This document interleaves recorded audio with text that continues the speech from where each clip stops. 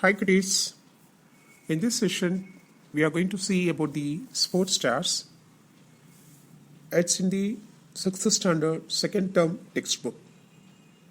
Section 1, sports stars. Okay. All of you take your English textbook. It is in the page number 83.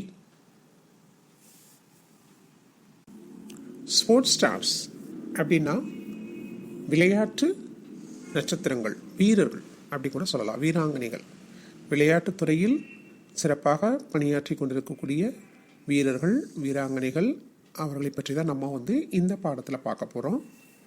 வாங்க பார்க்கலாம்.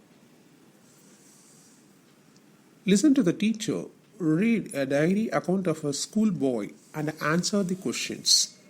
அதாவது நல்லா அவங்களுடைய ஆசிரியர்களை நல்லா கவனிங்க, அவங்க வாசிக்கிறத நல்லா கேளுங்க.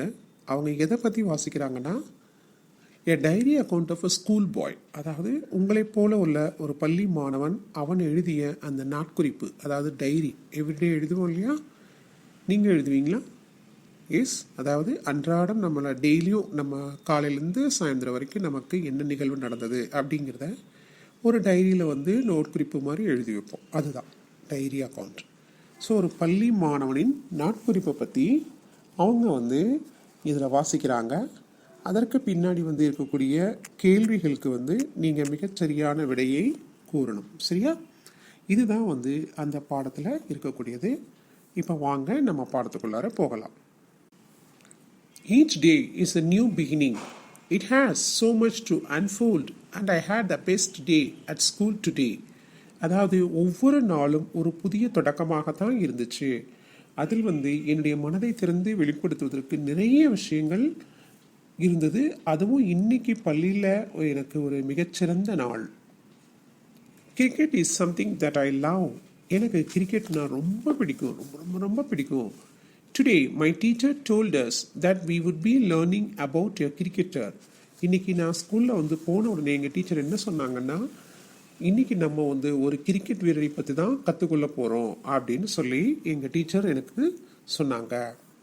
ஐ thought of Sachin, Virat Kohli and many other male players in the cricket team. நான் என்ன நினச்சேன்னா, எங்கள் டீச்சர் ஒருவேளை சச்சின் டெண்டுல்கரை பற்றி, இல்லைன்னா விராட் கோலியை பற்றி, மற்றும் இன்னும் நெருக்கக்கூடிய பல ஆண் கிரிக்கெட் வீரர்களை பற்றி சொல்ல போகிறாங்க அப்படின்னு நினச்சிட்டு இருந்தேன். But she introduced Mithali Durairaj. ஆனால் அவங்க யாரை பற்றி சொன்னாங்க தெரியுமா? மித்தாலி துரைராஜ் அப்படிங்கிற ஒரு பெண் வீராங்கனையை பற்றி தான் நமக்கு அறிமுகம் செய்து வச்சாங்க. An Indian cricketer and the captain of the Indian women's cricket team in tests and one-day international. அவங்க யாருன்னு பார்த்தீங்கன்னா, நம்ம இந்திய கிரிக்கெட் வீரர்களாகிய மித்தாலி துரைராஜ் தான்.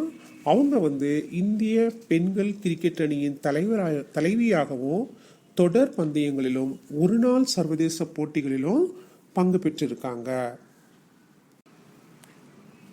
I never thought a woman could play cricket so well. நான் நினைச்சு கூட பார்க்கல ஒரு பெண் இவ்வளவு சிறப்பாக கிரிக்கெட் விளையாட முடியும்னு நான் நினைக்கவே இல்லை. It was why I have never let my little sister play cricket with me. ஏன் அப்படின்னா, என்னுடைய தங்கையை நான் ஒரு பொழுதும் கிரிக்கெட் விளையாட அனுமதிச்சதே இல்லை. I would tell her, it's not for you, you had better play with girls. நான் எப்பவும் அவகிட்ட என்ன சொல்லுவேன்னா, இந்த விளையாட்டு உனக்கானது அல்ல, உனக்கு ஏற்றது அல்ல, நீ போய் உன்னுடைய ஃப்ரெண்ட்ஸோட வேற விளையாட்டுக்கள் விளையாடு அப்படின்னு நான் அவகிட்ட சொல்லுவேன். However, I was taken by surprise when I learned that Mithali started to play the game at the age of 10. And that she was selected for the Indian team at the age of 17. ஆனால் எனக்கு இங்கே ரொம்ப மிகவும் ஆச்சரியமாக இருந்தது என்ன விஷயம் அப்படின்னா, மித்தாலி துரைராஜ் தன்னுடைய 10 வயசுலேருந்தே கிரிக்கெட் விளையாட ஆரம்பிச்சிட்டாங்கன்னோ, அவங்க 17ஆவது வயசில் நம்மளுடைய இந்திய கிரிக்கெட் டீமில் அவர்கள் பெயர் தேர்ந்தெடுக்கப்பட்டது அப்படிங்கிறத கேட்ட உடனே எனக்கு மிகவும் ஆச்சரியமாக இருந்தது. Mithali lives in Hyderabad. மித்தாலி எங்கே வசிக்கிறாங்க அப்படின்னா Hyderabad. I was interested in to learn that her mother tongue is Tamil. எனக்கு அவங்களுடைய தாய்மொழி தமிழ் அப்படின்னு தெரிஞ்ச உடனே அவங்களை பற்றி இன்னும் தெரிஞ்சுக்கணும் அப்படிங்கிற ஒரு ஆர்வம் வந்துச்சு. I felt very proud that she has been widely recognized and acknowledged. இது அது மட்டும் இல்லாமல் அவங்க பெயர் வந்து அதாவது மித்தாலி துரைராஜ் அப்படின்னாலே எல்லாத்துக்குமே தெரிஞ்சிருந்தது. அவங்களுக்கு ஒரு அங்கீகாரம் அக்னாலேஜ்னா ஒரு இடம் அங்கீகாரம் வந்து கொடுக்கப்பட்டிருந்தது. அதை தெரிஞ்ச உடனே எனக்கு ரொம்பவும் பெருமையாக இருந்துச்சு. She was the highest run scorer in women's international cricket. அவங்க வந்து பார்த்தீங்கன்னா ஒரு நாள் சர்வதேச பெண்கள் கிரிக்கெட் விளையாட்டில் அவங்க தான் வந்து மிக அதிகமான ரன்களை எடுத்திருந்தார்கள். And the only woman cricketer to surpass the 6,000 run mark in ODIS. சர்வதேச போட்டிகள்லையும் அதாவது கிரிக்கெட் அப்படி இல்லை சர்வதேச போட்டிகள்லையும் ஒரு நாள் கிரிக்கெட் மேட்ச்லேயும் அதிகமான ரன்களை எடுத்த ஒரே பெண்மணி இவங்க தான். அதை கேட்கும் பொழுது எனக்கு மிகவும் பெருமையாக இருந்துச்சு. Mithali is the first player to score 7 consecutive 50s. இவங்க தான் வந்து பார்த்தீங்கன்னா முதல்ல வந்து கிரிக்கெட்டில் வந்து தொடர்ச்சியாக அதாவது 50 ரன்கள் தொடர்ச்சியாக எடுத்த 50 ரன்களை 7 முறை தொடர்ச்சியாக எடுத்த ஒரே பெண்மணி இவங்க தான். In fact, she is nicknamed Tendulkar of Indian women's cricket as she is presently the all-time leading run scorer for India in all formats including tests, ODIs and T20s. So இவங்க வந்து பார்த்தீங்கன்னா கிரிக்கெட் வீராங்கனையாக அதாவது நல்லா விளையாண்டதுனால இவங்கள வந்து என்ன சொன்னாங்கன்னா பெண்கள் கிரிக்கெட்டின் டெண்டுல்கர், இந்திய பெண்கள் கிரிக்கெட்டின் டெண்டுல்கர் அப்படின்னு சொன்னாங்க. ஏன் அப்படின்னா எப்பொழுதுமே வந்து பார்த்திங்கன்னா இவங்க விளையாட்டில் எல்லா நேரங்களிலும் எல்லா விதமான போட்டிகள்லையும் தொடர்பந்தயமாகட்டும் ஒரு நாள் சர்வதேச போட்டி ஆகட்டும் T20 ஆகட்டும் எல்லாத்துலேயுமே அதிகமான ரன் எடுத்தவங்க. அதனால தான் இவங்கள வந்து இந்திய பெண்கள் கிரிக்கெட்டின் டெண்டுல்கர் அப்படிங்கிற ஒரு பட்டப்பெயர் வந்து இவர்களுக்கு வழங்கப்பட்டது. I would love to quote what Mithali had to say about this compliment. நான் வந்து உங்ககிட்ட இந்த பாராட்டை வந்து அதாவது இந்திய பெண்கள் கிரிக்கெட்டின் டெண்டுல்கர் அப்படிங்கிற ஒரு பட்டம் கொடுத்தாங்க இல்லையா, இந்த பாராட்டை குறித்து இந்த மித்தாலி என்ன கூறினாங்க அப்படிங்கிறத கண்டிப்பாக நான் உங்களுக்கு சொல்ல விரும்புகிறேன். She said, on the one hand, being compared to Sachin is an absolute privilege. அதாவது அவங்க என்ன சொன்னாங்கன்னா ஒரு வகையில் நீங்கள் வந்து என்னை வந்து சச்சின் கூட ஒப்பிடுவது எனக்கு ஒரு பெருமைக்குரிய விஷயந்தான். I don't think I have achieved even half of what he did for this country. ஆனால் நான் நினைக்கிறேன் சச்சின் வந்து இந்த நாட்டுக்காக சாதிச்சதில் ஒரு பாதி அளவு கூட நான் சாதிச்சது கிடையாது. On the other hand, being a woman cricketer, I want people to know me for my own identity. ஆனால் மற்றொரு வகையில் பார்த்தா நான் ஒரு கிரிக்கெட் பெண் வீராங்கனையாக இருப்பதால் மக்கள் வந்து என்னுடைய தனித்துவத்தை அறிந்து கொள்ள வேண்டும் அப்படின்னு நான் நினைக்கிறேன். அதாவது எனக்குன்னு ஒரு தனி ஐடென்டிட்டி வேணும் அப்படின்னு நான் விரும்புகிறேன். I would rather not be compared to a male cricketer. என்னை ஒருபொழுதும் ஆண் கிரிக்கெட் வீரர்கள் கூட கம்பேர் பண்ண வேண்டாம், அதாவது ஒப்பிட்டு பார்க்க வேண்டாம் அப்படின்னு நான் வந்து கருதுகிறேன் அப்படின்னு சொல்லி மித்தாலி துரைராஜ் சொன்னாங்க. See, indeed is an inspiration to all of us. உண்மையிலேயே நம்ம அனைவருக்குமே வந்து ஒரு உற்சாகம் ஊட்டக்கூடிய வகையில் திகழ்ந்த பெண்மணி இவர்கள். She actually started playing cricket with her brother. ஆனால் உண்மையிலேயே வந்து இவங்க வந்து யார் கூட விளையாண்டு பழகினாங்க, அந்த கிரிக்கெட் விளையாட ஆரம்பித்தாங்க அப்படின்னா அவர்களுடைய சகோதரருடன் தான். When she was young, she used to go with her father to the grounds where he practiced. அவங்க சின்ன வயசாக இருக்கும் பொழுது அவங்க தந்தை கூட அவங்க வந்து அந்த கிரவுண்டுக்கு அந்த விளையாட்டு மைதானத்தில் பயிற்சி மேற்கொள்றதுக்கு போவாங்க. அப்போ அவங்களோட இவங்களும் சேர்ந்து செல்வது வழக்கம். She used to stand outside the ground and return the ball when it came her way. அவங்க எப்பவும் என்ன பண்ணுவாங்கன்னா அந்த கிரவுண்டில் வெளியில் நின்றுக்குவாங்க. அப்படி வெளியில் நின்றுட்டு இருக்கும் பொழுது அவங்க அருகில் வந்து அந்த பந்து வந்து வரும் பொழுது அதை எடுத்து கொடுக்கறது தான் இவங்களுடைய வேலையாக இருந்தது. Though it was a humble start, she managed to secure a name and a place to herself.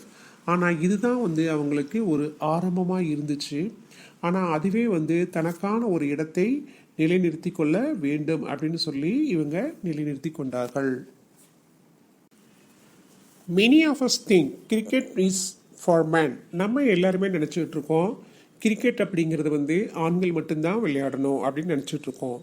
However, she broke the traditional barriers and proved that women are on par with men in every field. ஆனால் அந்த பாரம்பரியமான அந்த தடைகளை எல்லாத்தையும் தகர்த்தெறிந்து, அதாவது பெண்கள் வந்து ஒவ்வொரு துறையிலும் சாதிக்க முடியும் அப்படிங்கிறத நிரூபித்தவங்க இவங்க. The government of India, in recognition of her contribution to cricket, conferred on her the Padma Shri Award. So இந்த இந்திய அரசாங்கமானது இவர்களை வந்து கிரிக்கெட்டில் வந்து நமது நாட்டிற்காக அளித்த பங்களிப்பை வந்து அங்கீகரித்து நம்ம இந்திய அரசாங்கம் வந்து அவங்களுக்கு பத்மஸ்ரீ விருதை வந்து வழங்கி உள்ளது. And I forgot to mention about the recent achievement of our Indian women cricket team. நான் வந்து சமீபத்தில் நடந்த ஒன்றை சொல்ல மறந்துட்டேன்.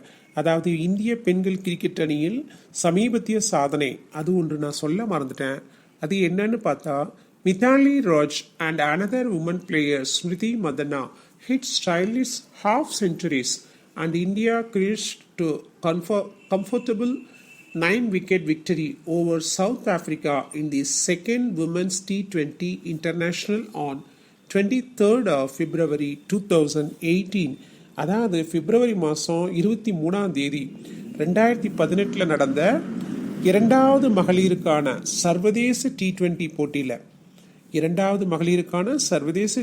போட்டியில் மித்தாலி துரைராஜோ அவங்களோட மற்றொரு விளையாட்டு வீராங்கனையாகிய ஸ்மிருதி மதனா 2 பேரும் மிக சிறப்பாக விளையாண்டு அரை சதங்களை அடித்து மிக எளிதாக 9 கிரிக்கெட் வெற்றியை வந்து சவுத் ஆப்பிரிக்காவுக்கு எதிராக விளையாடி காமிச்சிருக்காங்க.